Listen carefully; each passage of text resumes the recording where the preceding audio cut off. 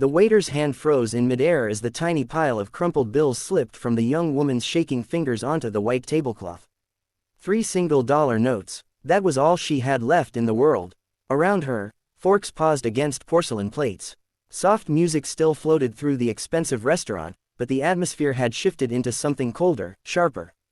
People stared without trying to hide it. Candlelight flickered across polished wine glasses while humiliation spread across her face like fire. And then the man sitting across from her laughed. Not loudly, not cruelly at first, just enough to make her stomach collapse inside her chest. He leaned back in his chair, eyes full of disappointment and embarrassment, as if she had personally ruined his evening simply by being poor. The blind date he had agreed to out of boredom suddenly became a public performance.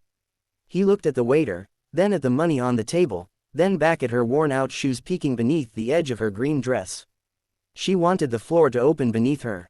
If you believe every story hides a lesson somewhere inside it, take a second to like, comment, share, and subscribe to Kindness Stories.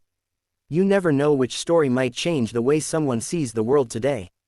The young woman's name was Elena, and nothing about her life had gone the way she imagined. At 26, she carried exhaustion in her eyes that belonged to someone much older. Her apartment was small enough that the kitchen sink nearly touched the bed. She worked double shifts at a grocery store on the edge of town, smiling at customers all day while quietly calculating whether she could afford rent, electricity, and food in the same week. That evening, she almost didn't go on the blind date. Her coworker had insisted, said maybe life was finally giving her a chance to breathe again. Said she deserved one nice night after years of surviving instead of living. So Elena borrowed a dark green dress from her cousin, curled her hair in front of a cracked bathroom mirror, and spent nearly 40 minutes deciding whether she should use her last $3 for bus fare home or keep it in case something went wrong. In the end, she chose hope. The restaurant was far beyond anything she had ever experienced. Golden chandeliers hung from the ceiling like upside-down castles made of fire. Soft jazz drifted through the room while wealthy couples laughed over expensive wine. Elena felt invisible the moment she stepped inside, like someone who had wandered into the wrong movie. Her date arrived 10 minutes late wearing a gray designer shirt and the kind of confidence money gives people. He smiled politely at first, but throughout dinner his attention kept drifting toward his phone, toward the waitresses, toward literally anything except the woman sitting across from him. Still, Elena tried. She spoke carefully, smiled nervously, asked about his work, pretended not to notice the subtle disappointment growing on his face each time she admitted another ordinary truth about her life. No college degree, no glamorous job, no fancy apartment downtown, just survival. Then the check arrived. Elena felt her pulse begin to pound. Her date picked up the leather bill holder, glanced at the total, and casually slid it toward her with an amused little grin, almost like he was testing her. At first she thought he was joking. Then she realized he wasn't. Her mouth went dry. She quietly explained she thought he had invited her. That she only had $3 with her. The silence that followed felt unbearable. He laughed again, louder this time, drawing the attention of nearby tables.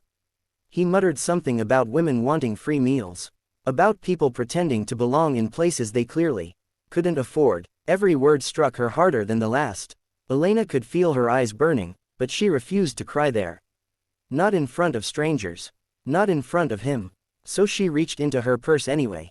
3 wrinkled dollar bills, her last money. She placed them gently on the table with trembling fingers, as though dignity could somehow survive humiliation if handled carefully enough. That was the moment someone stood up from the corner table across the room. He had been sitting alone with a little girl no older than 6, quietly eating grilled cheese while drawing on paper menus with crayons. Elena hadn't noticed him before because grief has a way of narrowing the world into tunnels. But now he was walking toward them. Tall, tired-looking, early 30s. His dark jacket still carried drops of rain from outside. And beside him walked the little girl holding tightly onto his hand. The restaurant grew strangely quiet. The single father stopped beside their table and looked directly at Elena's date first. There was no anger in his expression. Somehow that made it worse. Just disappointment. Then he reached into his wallet, pulled out several $100 bills, and placed them calmly beside the 3 crumpled dollars on the table. But he didn't stop there. Instead, he asked the waiter for every bill currently open in the restaurant. People looked around in confusion. Within minutes, stunned waiters began moving from table to table informing customers that their meals had already been paid for. Every single one. Whispers spread through the room like wildfire. The young girl beside him smiled proudly while clutching her stuffed rabbit against her chest. And then the father finally spoke softly enough that only nearby tables could hear. He said he wanted his daughter to grow up understanding something important, that the poorest person in a room is never the one with the least money. Elena broke. Not loudly, not dramatically, just silently. Tears slipped down her face while years of loneliness cracked open inside her chest. Because for the first time in a very long time, someone had stepped in not to save her, but to protect what little dignity she had left. The man from the blind date couldn't even meet anyone's eyes anymore. He grabbed his coat and disappeared toward the exit while conversations resumed around him in low uncomfortable murmurs. But Elena remained frozen in her chair. The little girl suddenly walked closer and placed something on the table beside Elena's hand. A folded paper drawing made with red crayons. It showed 3 people standing beneath a bright yellow sun. The child pointed at the drawing shyly before returning to her father's side. That simple gesture shattered whatever sadness Elena had still been holding together. The father eventually introduced himself as Daniel. Widowed 3 years earlier, raising his daughter alone ever since. He explained they came to the restaurant every year on the anniversary of his wife's death because it had been her favorite place in the city. Elena noticed the pain hidden behind his calmness then. Not healed pain, just familiar pain, the kind people learn to carry because putting it down isn't an option anymore. Outside, rain fell softly against the glowing city streets. Daniel offered Elena a ride home because buses had already stopped running for the night. At first she hesitated out of pride, but exhaustion finally overcame embarrassment. During the drive, nobody said much. His daughter slept quietly in the backseat clutching the stuffed rabbit while streetlights painted moving shadows across the windows. Elena stared out at the rain and realized something strange had happened inside her. The humiliation still hurt, but it no longer defined the night. Before they reached her apartment building, Daniel handed her an envelope. She immediately tried refusing it, assuming it contained money. But inside was something else entirely. A job application. It turned out Daniel owned a small publishing company downtown, and they desperately needed an assistant manager. Better pay, health insurance, stable hours. He told her he wasn't offering charity. He was offering a chance. And somehow that hurt even more in the best possible way. Months passed. Winter melted into spring. Elena slowly rebuilt pieces of herself she thought life had permanently destroyed. She got the job, moved into a brighter apartment with windows that actually let sunlight inside.